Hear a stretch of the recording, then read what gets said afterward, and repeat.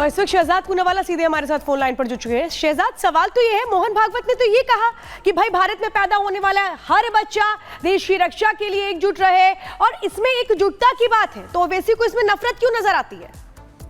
देखिए, क्योंकि जब भारतीयों को एक होने के लिए कहा जा रहा है, जो united we stand divided we fall हमेशा हम बात रखते थे, तो ओवैसी साहब भड़काऊ भाईजान कमेटी के प्रमुख सदस्य है, और इसीलिए कभी समाजवादी पार्टी की नेत्री बोलती है वोट दिया, तब वो आपत्ति नहीं करते। जब कोई नेता बोलता है कि हमारी आबादी बढ़ जाएगी और योगी को हटा देंगे, तब वो कुछ नहीं बोलते। जब कमलनाथ और बाकी सिद्धू जैसे लोग बोलते हैं मुस्लिम एकमुश्त होकर वोट दो, तब वो कुछ नहीं बोलते।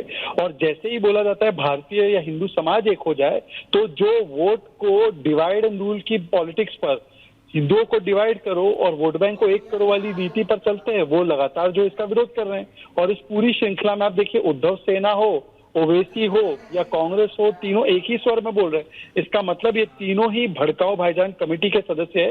ये चाहते हैं भारत बटे, और भारत बटेगा और कटेगा तो किसको फायदा होगा? वो देश के बाहर के दुश्मन है, तो चाहते देश के दुश्मनों का फायदा हो। नहीं, लेकिन शहजाद, यहाँ तो वो ये कह रहे हैं कि देश को बाहरी ताकतों से नहीं बल्कि बीजेपी और संघ से बहुत खतरा है। यहाँ तो वो हिंदू मुस्लिम दोनों की बात कर रहे हैं, और उल्टा वो आपके लिए कह रहे हैं कि आप लोगों से खतरा है। उनको बोलो, उनकी पार्टी का नाम है ऑल इंडिया इत्तेहादुल मजलिस इत्तेहादुल मुस्लिमीन। उनको तो पहले पार्टी के नाम में हिंदू डाल दे, फिर दूसरों को सिखाते रहे हिंदू मुस्लिम जो भी है। पहले अपनी पार्टी के नाम में मुस्लिमीन हटा के भारतीय डाल दो, तब जब उपदेश दे। जिनकी पार्टी के नाम में मुस्लिमीन है, एक्सक्लूसिव ओनली मुस्लिम पार्टी है, और वो मुस्लिम भी पूरे सारे मुस्लिम नहीं है, पसमानदा को नहीं मानते।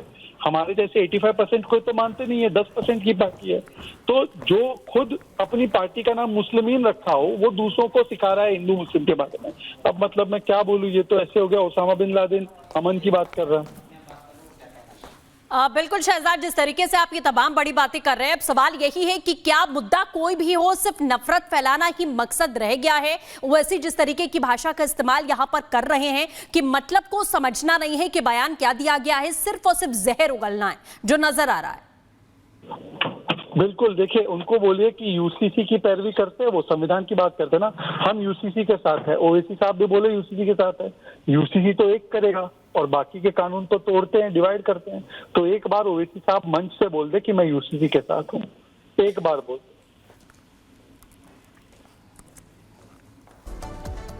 तो अभी आपने सुना, साफ तौर पे यही एक बहुत अहम सवाल है कि क्या सिर्फ वो मकसद ये है कि नफरत फैला दी जाए, क्या मौका ढूंढा जाता है ओवैसी की ओर से कि एक बयान दे मोहन भागवत और उसके बाद उस पर बवाल मचा दिया जाए? क्योंकि ये पहली मर्तबा नहीं है, इसके पहले भी जब भी संघ प्रमुख ने हिंदू सबकी एकजुटता की बात की है, तो उसमें अगर जहर उगलने का काम किसी ने किया है तो वो है ओवैसी।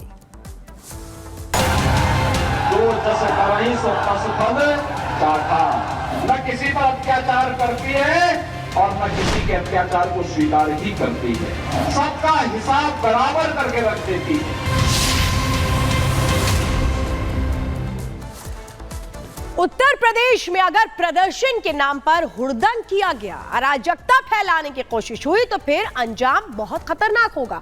क्योंकि योगी आदित्यनाथ ने सीधे सीधे अधिकारियों के साथ मीटिंग में कह दिया है कि अराजकता फैलाने वालों के खिलाफ कड़ाई से एक्शन उठाया जाए, किसी को भी ना बख्शा जाए। एक रिपोर्ट दिखाते हैं।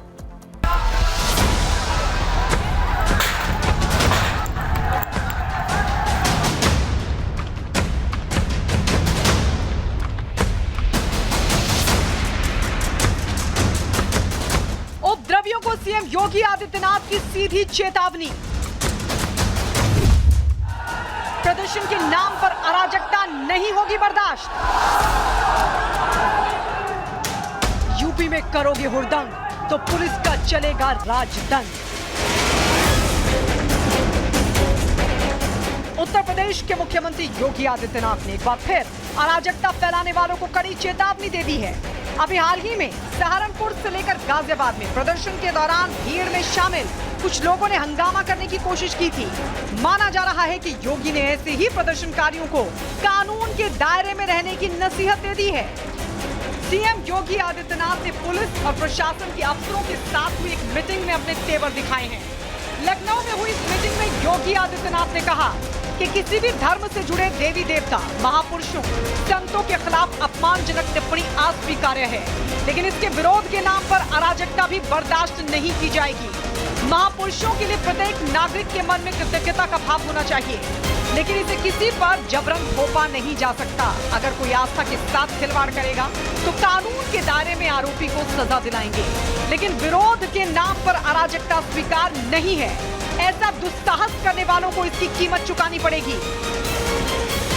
पिछले दिनों पश्चिमी उत्तर प्रदेश में एक धार्मिक नेता के दिए गए बयान के बाद कई जगह उबाल देखने को मिला। एक धर्म विशेष के लोगों ने पत्थरबाजी की। इन सब मामलों को लेते हुए मुख्यमंत्री योगी आदित्यनाथ ने उत्तर प्रदेश के अधिकारियों को सख्त निर्देश दिए हैं कि किसी भी धर्म के देवी देवता, किसी भी धर्म के महापुरुष, किसी भी धर्म के तमाम महत्वपूर्ण लोगों को लेकर की गई टीका टिप्पणी बिल्कुल स्वीकार नहीं की जाएगी और ऐसे लोग जो ये काम करते हैं उनके ऊपर सख्त से सख्त एक्शन लिया जाएगा। आपको बता दें, गाजियाबाद में एक संत के बयान के बाद मुस्लिम समुदाय के लोग भड़क गए थे। इसके बाद गाजियाबाद, सहारनपुर और बुलंदशहर में प्रदर्शन के नाम पर हंगामा करने की कोशिश की गई थी, जिसे पुलिस ने काबू कर लिया। अब माना जा रहा है कि हंगामा करने वालों की पहचान कर पुलिस कड़ा एक्शन लेने की तैयारी में है।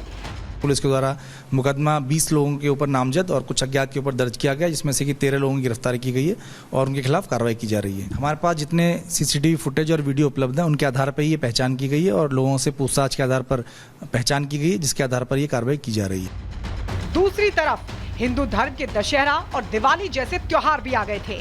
इस त्योहार के रंग में भंग डालने वालों की कोशिश करने वालों पर नकेल कसने के लिए पुलिस को खुली छूट दे दी गई है। ये पहला मौका नहीं है जब योगी ने अराजकता फैलाने वालों को खुली चेतावनी दी हो। 1-2 महीने पहले भी विधानसभा में योगी आदित्यनाथ का ऐसा ही रौद्र रूप देखने को मिला था, जब लखनऊ में बारिश में फंस गए परिवारों के साथ बदसलूकी करने वालों पर योगी भड़क गए थे। विधानसभा के अंदर ही योगी आदित्यनाथ ने महिलाओं के साथ अत्याचार करने वालों को कड़ी सजा दिलाने की बात कही थी। प्रदेश के अंदर खिलवाड़ करने की किसी को जरूरत नहीं होगी और कल की जो गोमती नगर की घटना है, उस घटना में भी हम लोगों ने जवाबदेही तय की है। ये अपराधी हैं। पहला अपराधी है पवन यादव, दूसरा अपराधी मोहम्मद अरबाज। ये सद्भावना वाले लोग हैं, यानी सद्भावना। अब इनके लिए सद्भावना ट्रेन चलाएंगे, इनके लिए बुलेट ट्रेन चलेगी, चिंता मत करो।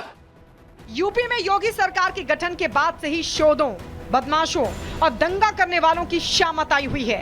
अराजक तत्वों के खिलाफ योगी सरकार की जीरो टॉलरेंस की पॉलिसी का असर जमीन पर आम लोगों को दिखता है। Bureau report, Republic Bharat.